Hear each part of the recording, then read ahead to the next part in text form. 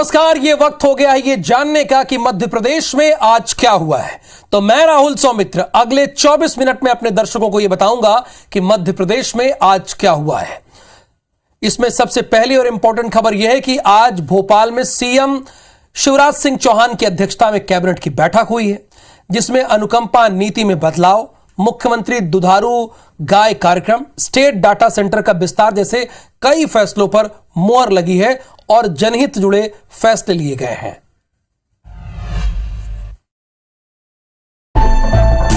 आने वाले चुनाव के लिहाज से आज शिवराज कैबिनेट की अहम बैठक हुई, जिसमें कई अहम फैसलों को मंजूरी दी गई, जिनमें मध्य प्रदेश में अनुकंपा नीति में बदलाव किया गया।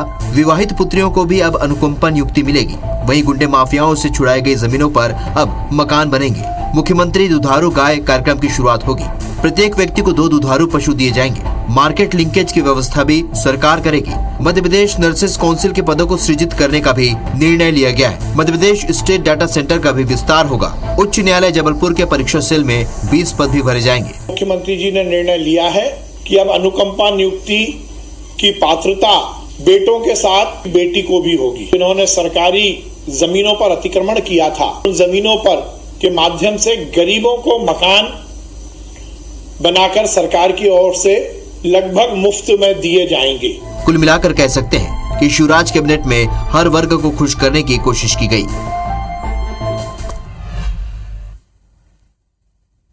तो कई जनहित जुड़े आज फैसले लिए गए। इधर मध्य प्रदेश के विधानसभा चुनाव में सिर्फ 7 महीने का वक्त है, ये तो आप भी भली बात जानते हैं। कांग्रेस सत्ता में वापसी के लिए बेताब है, लेकिन चुनाव से पहले ही कांग्रेस की एकजुटता पर सवाल खड़े हो रहे हैं। और हम ऐसा क्यों कह रहे हैं, आप हमारी ये रिपोर्ट देखेंगे तो आप भी हो सकता है ये कहने लगे हैं।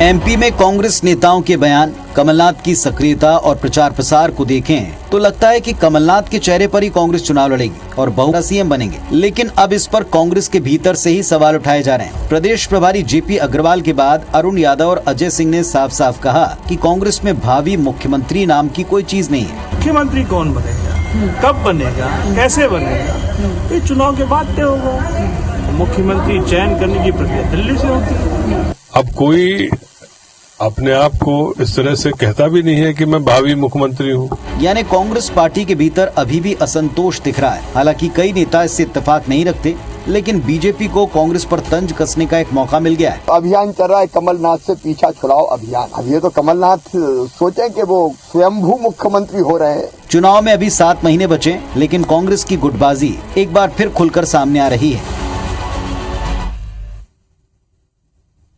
तो सुना आपने कांग्रेस नेताओं का क्या कहना था इस पर।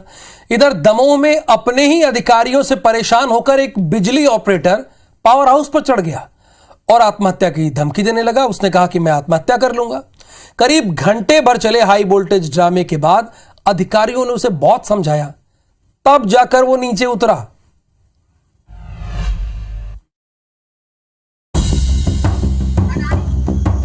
दमोह में कर्मचारी अपने अधिकारियों से इतना परेशान हो गया कि वो आत्महत्या के लिए पावर हाउस पर ही चढ़ गया।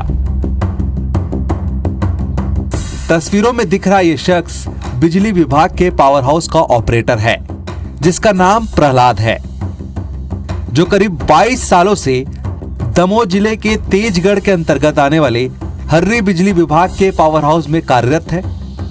उसका कहना है कि बिजली विभाग के अधिकारी उससे पैसे की मांग कर रहे हैं और पैसे ना देने की दशा में उसे काम से निकालने की धमकी दे रहे हैं, जिस कारण वो परेशान होकर आत्महत्या करने के लिए पावर हाउस पर ही चढ़ गया। वहीं मामले की सूचना स्थानीय ग्रामीणों ने बिजली विभाग के अधिकारियों को दी, जिसके बाद मौके पर बिजली विभाग के अधिकारी और ग्रामीणों की समझाइश के बाद ऑपरेटर पावर हाउस से नीचे उतरा। मध्य प्रदेश में अपनी अपनी मांगों को मनवाने के लिए अलग अलग विभाग और संघ धरने प्रदर्शन और आंदोलन कर रहे हैं। इसी कड़ी में प्रदेश भर में डॉक्टर्स भी एक बड़ा आंदोलन चला रहे हैं। हालांकि आज भोपाल में डॉक्टर्स का आंदोलन खत्म हो गया, लेकिन डॉक्टर्स ने 15 फरवरी से नए सिरे से आंदोलन करने की फिर से चेतावनी दी है।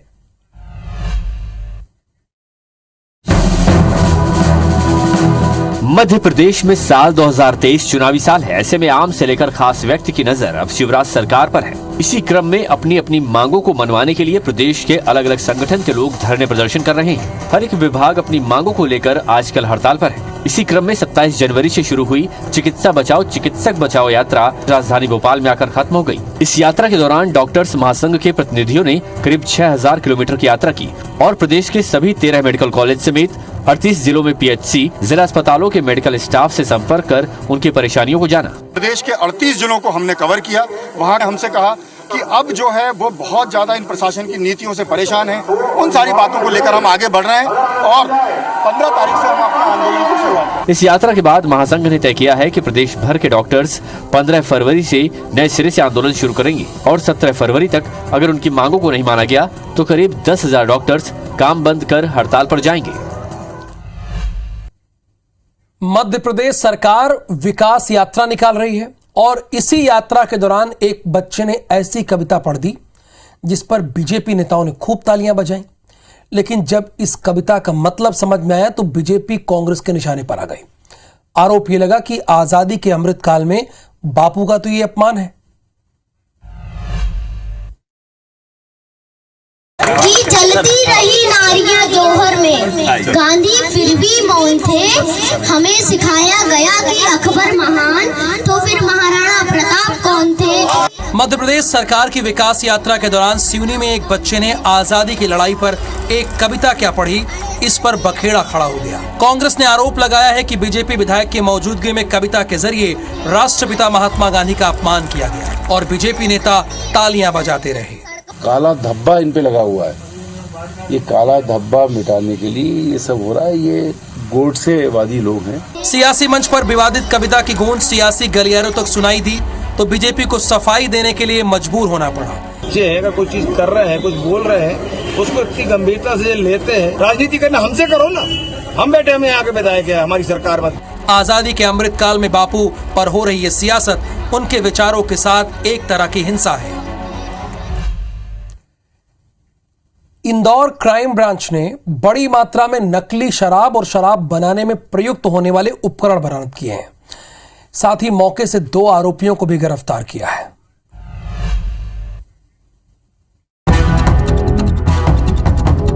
इंदौर क्राइम ब्रांच को बड़ी सफलता मिली है। दरअसल क्राइम ब्रांच ने बड़ी कार्रवाई करते हुए नकली जहरीली शराब बनाने वाले ठिकाने पर दबिश दी, जहां से क्राइम ब्रांच को बड़ी मात्रा में नकली शराब बरामद हुई है। दरअसल क्राइम ब्रांच को सूचना मिली थी कि गांधीनगर क्षेत्र के समर्थ रेजिडेंसी में बड़ी मात्रा में नकली जहरीली शराब का निर्माण किया जा रहा है। मुखबिर की सूचना के बाद पुलिस ने मुखबिर द्वारा बताए गए स्थान पर दबिश दी, जहां से पुलिस को बड़ी मात्रा में जहरीली शराब मिली। शराब के सेवन से जो है बहुत सारे लोगों की आकस्मिक मौतें भी हो जाती हैं। तो इसी कड़ी में जो है मुखबिर की सूचना पर 2 लोगों को पकड़ा गया है, अमित जैन और आनंद झटिया नाम के।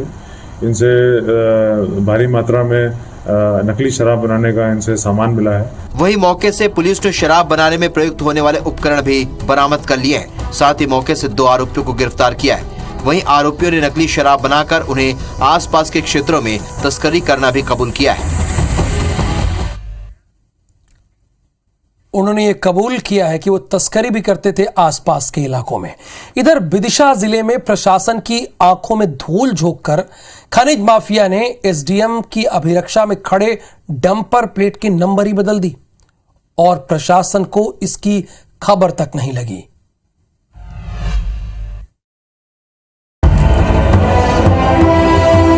विदिशा जिले की सिरोंज तहसील में खनिज माफियाओं के हौसले कितने बुलंद हैं, इन तस्वीरों को देखकर इसका अंदाजा लगाया जा सकता है। दरअसल खनिज माफियाओं ने प्रशासन की आंखों में धूल झोंकते हुए एसडीएम की अभिरक्षा में खड़े डंपर प्लेट की नंबर ही बदल दी। गौरतलब है कि एसडीएम सिरोंज प्रवीण प्रजापति द्वारा खनिज माफियाओं से मुरुम से भरे डंपर को जब्त करके तहसील प्रांगण में खड़ा कर दिया था, लेकिन रातों रात खनिज माफियाओं द्वारा चुपके से डंपर की नंबर प्लेट ही बदल दी गई। जब मीडिया द्वारा एसडीएम के संज्ञान में लाया गया तो एसडीएम ने कहा कि हाँ, मुझे जानकारी मिली है, मेरे परिसर में सीसीटीवी कैमरे लगे हुए हैं, उसमें किसके द्वारा कारस्तानी की गई है इसका पता लगाएंगे। की जांच तहसीलदार सिरोंज कर रहे हैं। हमारा तो पूरा परिसर सीसीटीवी के कैमरे में है, जो भी होगा उसकी जांच करके कार्रवाई करेंगे। बिल्कुल गंभीर मामला है। इस पे बिल्कुल इस पे आरटीओ से भी इनका जो भी रजिस्ट्रेशन जो भी है वो भी कार्रवाई करेंगे। फिलहाल एसडीएम ने आरटीओ को भी समुचित कार्रवाई के लिए सूचित कर दिया है। इधर नीमच कलेक्टर कार्यालय में जन सुनवाई के दौरान एक हंगामेदार वाकया देखने को मिला। जमीन के सीमांकन नहीं किए जाने और उनके हक की जमीन पर गलत तरीके से खाई खोदे जाने पर किसान ने अपनी नाराजगी व्यक्त करते हुए कलेक्टर कार्यालय में हंगामा किया है।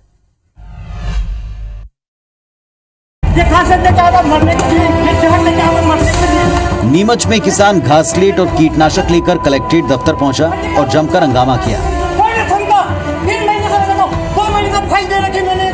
तस्वीर में आप देख सकते हैं कि किसान कलेक्टर दफ्तर के बाहर किस तरह हंगामा कर रहा है और अपशब्दों का प्रयोग भी कर रहा है। इस दौरान उसने अपने थैले में रखी हुई घासलेट और कीटनाशक दवा की शीशी को पटक दिया। किसान के हंगामे को देखकर वहां भारी भीड़ जमा हो गई। किसान का आरोप है कि कुछ लोगों द्वारा उसकी जमीन पर कॉलोनी काट दी गई और फर्जी रजिस्ट्रियां करके लोगों को दी जा रही। इस संबंध में उसके द्वारा पुलिस प्रशासन को शिकायत की, बावजूद इसके कोई हल नहीं मिला। पुलिस में रिपोर्ट करी, कोई सुनवाई नहीं है। आज आया तो कोई सुनने को तैयार नहीं। मेरी बोले जांच करेंगे और फर्जी रजिस्ट्रियां करी। जब किसान मामले को लेकर कलेक्ट्रेट कार्यालय पहुंचा तो किसान को संतोषजनक जवाब यहां भी नहीं मिला और आक्रोशित होकर उसने एक कदम उठाया। किसान ने 3 दिन में समस्या का हल न मिलने पर आत्महत्या करने की बात कही है। तो किसान में गुस्सा था और उसका गुस्सा भी वाजिब था। इधर नेशनल हेल्थ मिशन के नर्सिंग स्टाफ भर्ती परीक्षा मामले को लेकर पुलिस ने एक बड़ा खुलासा किया है। पुलिस ने इस मामले में अब तक 8 लोगों को कस्टडी में लिया है, जिसमें गिरोह का मास्टरमाइंड है जो फरार है, जो कि प्रयागराज का रहने वाला है, यानी उत्तर प्रदेश के प्रयागराज का रहने वाला है मास्टरमाइंड।